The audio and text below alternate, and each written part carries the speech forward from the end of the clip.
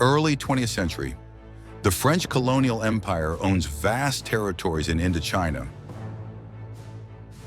Vietnam, Cambodia, and Laos are under French rule, and despite the fact that the local population periodically tried to rebel, the French colonial administration firmly retained power in its hands. This state of affairs continued until 1940. When the French Republic fell under the blows of the Wehrmacht, its northern part came under the control of the Third Reich, and in the southern part, the Vichy regime, dependent on the Third Reich, was established, led by Marshal Philippe Pétain. Despite the fact that all the French colonies were under the rule of Vichy France, Philippe Pétain did not have the strength to ensure their protection from attacks. Understanding full well that with the actual fall of the French Republic, the capabilities of the French colonial administration in Indochina were seriously reduced, in 1941, the Vietnamese Independence League was created on Chinese territory, which was called the Vietminh. At the initial stage, this organization included all fighters for the independence of Vietnam, regardless of their political views. But soon the communists, led by Ho Chi Minh, took the leading role in it. The Second World War was in full swing, and the Japanese Empire, which began expanding on the mainland, as well as in the Pacific region, began to eye the resource-rich French Indochina.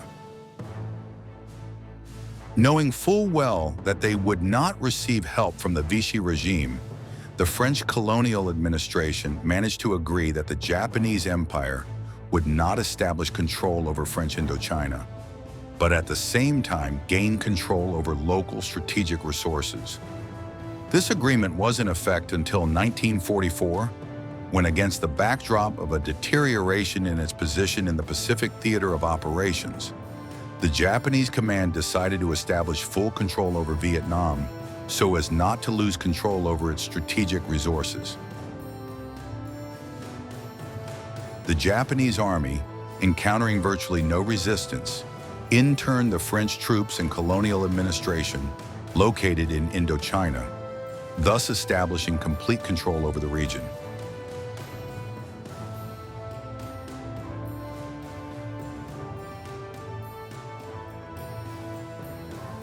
The Second World War continued and ended in early September 1945 with the surrender of the Japanese Empire.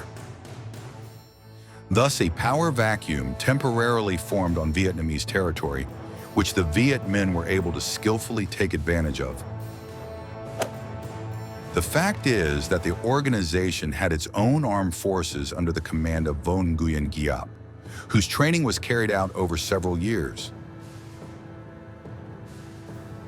The armed forces of the Viet Minh were able to take advantage of the temporary anarchy and, without encountering any resistance, occupied Hanoi, as well as all the key cities of the country. After occupying Hanoi, Ho Chi Minh proclaimed the creation of the Independent Democratic Republic of Vietnam on September 2, 1945. The problem was that the Viet Minh troops were quite small in number, so they were not able to ensure stable control over the entire territory of Vietnam. France categorically disagreed with this development of events and decided to regain control over its colonial possessions at any cost. On September 13, 1945, the British 20th Division landed in Saigon, the commander of which was supposed to accept the surrender of the Japanese army in Indochina. After accepting the surrender of the Japanese army, the British immediately released the French colonial administration interned by the Japanese, as well as 1,500 French soldiers. At the same time, the British announced that they did not recognize the Viet Minh as the legitimate government in Vietnam, so British troops, together with the French soldiers they liberated, began to establish control over key facilities, displacing the few Viet Minh troops from Saigon and major cities of southern Vietnam. An amusing fact is that due to the small number of French and British troops in Indochina, they were forced to attract Japanese soldiers who surrendered to them to guard important objects, returning their weapons for these purposes. Negotiations soon began between the French colonial administration and the Vietminh, during which both sides tried to increase the number of their troops in the region as quickly as possible, as they understood that a peaceful resolution to the conflict would most likely not be possible. Meanwhile, in March of 1946, British troops left Indochina, as the British did not plan to fight for French interests. The truce ended on November 20th, 1946, when French warships fired on a Vietnamese boat, and the next day the French issued an ultimatum to Vietminh troops to leave Haiphong.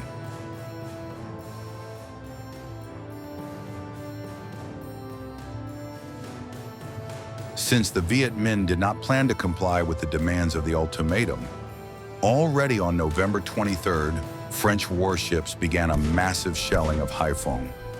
The Vietminh did not have their own fleet at their disposal, nor did they have large-caliber artillery. The Vietnamese could not stop the French from shelling Haiphong. Soon, the French, taking advantage of their superiority in weapons and military power, began landing on the shore, and having occupied Haiphong, continued their offensive towards Hanoi. The Vietminh units were very poorly armed and therefore were unable to fight the French on equal terms, so Ho Chi Minh proclaimed a transition to a long People's War, the main goal of which was to exhaust the enemy using guerrilla warfare methods.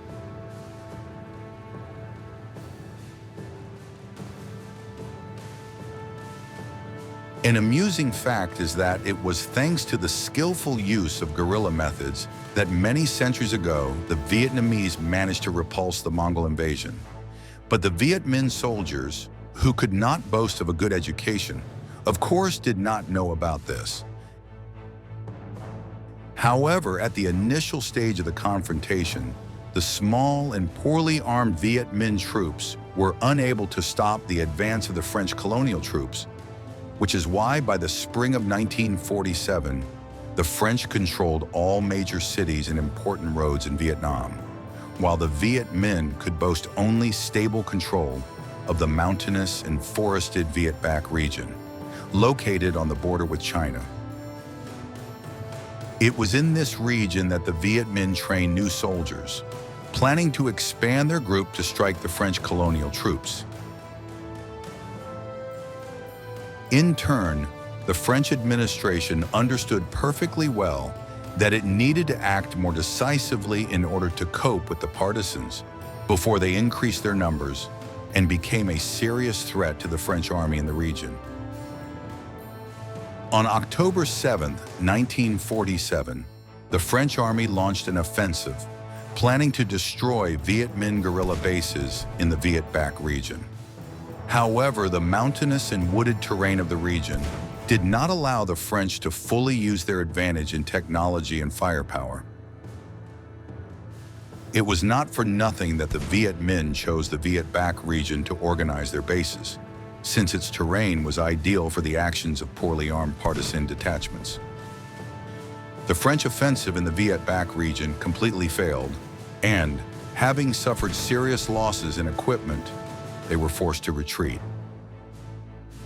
In turn, the Viet Minh, having achieved their first victory over the French colonial troops, began to accumulate forces in the Viet Bac region and also began to create regular army formations from partisan detachments.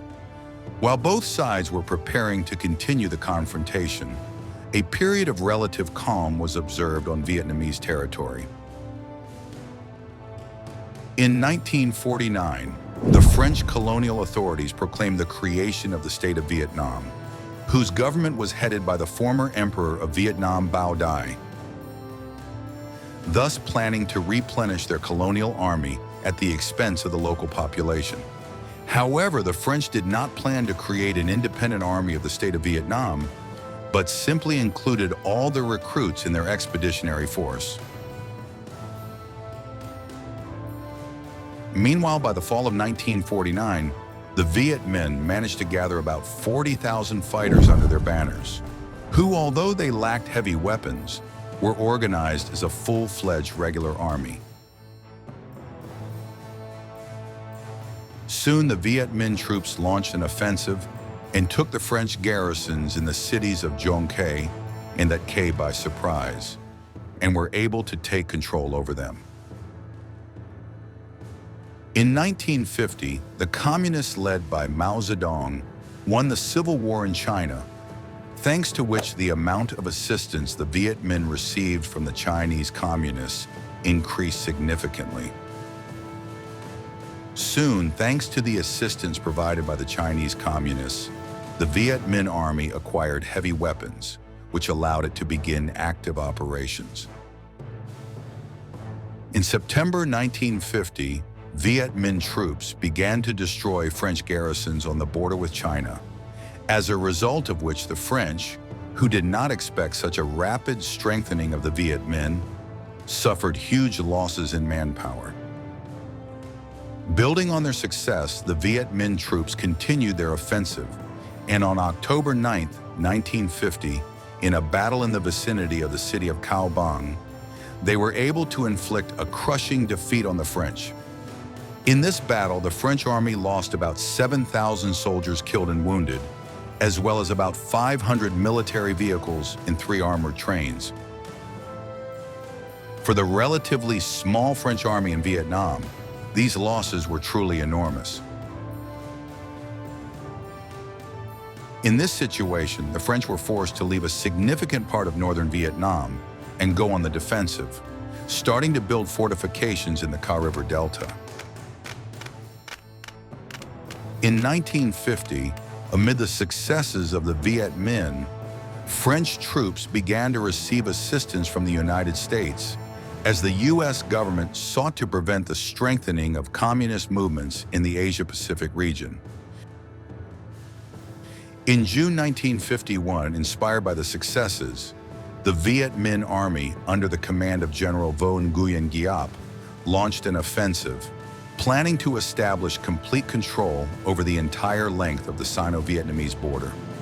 Having launched the offensive, the Vietnamese encountered fierce resistance from the French army, and, having suffered heavy losses from heavy artillery and napalm, were forced to return to their original positions without achieving the desired result. Counting on the fact that the unsuccessful offensive weakened the Vietminh in 1952, the French launched their own offensive in northern Vietnam, which also turned out to be ineffective, and, having suffered losses, the French were forced to return to the defensive. There was a temporary lull at the front, which the French used to strengthen their army in the region, and the Viet Minh used this time to form centers of guerrilla resistance in the southern part of Vietnam. However, neither side carried out large-scale military operations until the spring of 1953, when Ho Chi Minh decided to change tactics in the fight against the French army. Understanding well that due to the lack of heavy weapons, the Viet Minh were most likely unable to break through the fortified defensive positions of the French, who had aviation on their side, Ho Chi Minh decided to force the enemy to divide their forces and thereby weaken the defenses in the Ca River Delta. To achieve this goal, the Viet Minh Army invaded the territory of northern Laos and began to destroy both local Laotian and French colonial garrisons. Faced with a new problem, the French command really assessed its forces and realized that they were clearly not enough to ensure reliable defense of the fortifications in the Ca River Delta and the entire length of the Laotian border at the same time. Therefore, the French decided to create a military base in the area of the village of Dien Bien Phu in order to thus disrupt the supply routes for the Viet Minh Army invading the territory of Laos. Already at the end of 1953, the French army began landing soldiers in the Dien Bien Phu area, where a military base with a 15,000-strong garrison was soon created. Despite the fact that this was not obvious to contemporaries, it was the creation of the French base in Dien Bien Phu that became the prerequisite for the start of the decisive battle of the entire war. By this time, the French had at their disposal 190,000 soldiers of the French army and the Foreign Legion, as well as 150,000 soldiers of the state of Vietnam under their control. While the total number of the Vietminh army, as well as the partisans operating in the central and southern regions of Vietnam, was about 425,000 soldiers. Despite the numerical advantage of the enemy, the French had military aviation on their side, as well as an advantage in heavy weapons, which, according to the idea of the French command, was supposed to ensure victory over the Viet Minh. Initially, the Dien Bien Phu base was actually up to the task, as supply difficulties stalled the Viet Minh advance in Laos.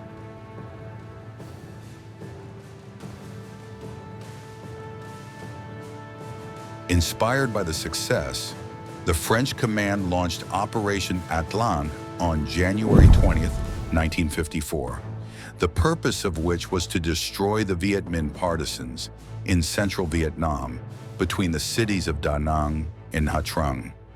Since the most combat-ready French units were deployed at the base in Dien Bien Phu, as well as for the defensive fortifications in the Ca River Delta, to implement Operation Atlas, the French command was forced to use units of the state of Vietnam, which were poorly trained and had a low level of discipline. At the very beginning of the operation, having suffered serious losses from mines and sniper fire, the soldiers of the state of Vietnam began to desert en masse. And by the beginning of March, the offensive operation had completely failed. However, the French problems did not end there. On the night of March the 7th, 1954, Viet Minh saboteurs managed to destroy 22 French aircraft at an air base in the Tonkin Valley, due to which the French Expeditionary Force lost half of its transport aircraft, which in turn hampered the supply of the base in Dien Bien Phu. While the French tried to restore the combat effectiveness of the Vietnamese army, undermined by the unsuccessful Operation Atlas, their problems only worsened. On March 13, 1954, the Viet Minh were able to concentrate a large group of 30,000 to 50,000 soldiers in the vicinity of the French base in Dien Bien Phu and encircle enemy positions. The French command did not expect that the Viet Minh would be able to assemble such a large group in the vicinity of the Dien Bien Phu base, so the French were unable to repel the attack of a numerically superior enemy. And by March 17th, they had lost two important forts protecting the approaches to the base. Despite the fact that from the very beginning of the Vietnamese attack, the garrison of the Dien Bien Phu base found itself in a dense ring of encirclement, the French command believed that it could change the situation in its favor. French aircraft brought supplies and reinforcements daily to the besieged base, but the Vietnamese relentlessly stormed the fortifications of the Dien Bien Phu base and slowly pushed back the French. The French were unable to transport enough reinforcements to their base with the help of aviation to change the balance of power, so the French soldiers slowly retreated, surrendering their positions to the enemy. This continued until May 7, 1954, when the commander of the French garrison, Christian de Castries, signed the surrender. After the signing of the surrender, more than 12,000 French soldiers were captured by the Vietnamese, which seriously undermined the morale of the French Expeditionary Force in Vietnam. Meanwhile, in Geneva, on April 26, 1954, while the Dien Bien Phu garrison was holding back enemy attacks, a conference began, which was dedicated to solving problems in the Asian region. Most likely, this conference would have ended in nothing if during its holding, there had not been news of the surrender of the French garrison of Dien Bien Phu. Understanding full well that the situation of the French troops in Vietnam was rapidly deteriorating, the French representatives at the conference became more accommodating. Soon, through the mediation of the USSR, China and Great Britain, an agreement was concluded between France and the Vietminh, which provided for an immediate ceasefire as well as a temporary division of Vietnam into two parts along the 17th parallel. At the same time, the North remained under the control of the Vietminh, and the South was to be controlled by the French army. The concluded agreement provided for the holding of elections throughout Vietnam in 1956, at which the fate of the state was to be decided, and French troops were to leave Indochina after the elections. However, this agreement did not lead to the establishment of lasting peace, since it was not signed by the state of Vietnam, which controlled the southern part of the country as well as the United States.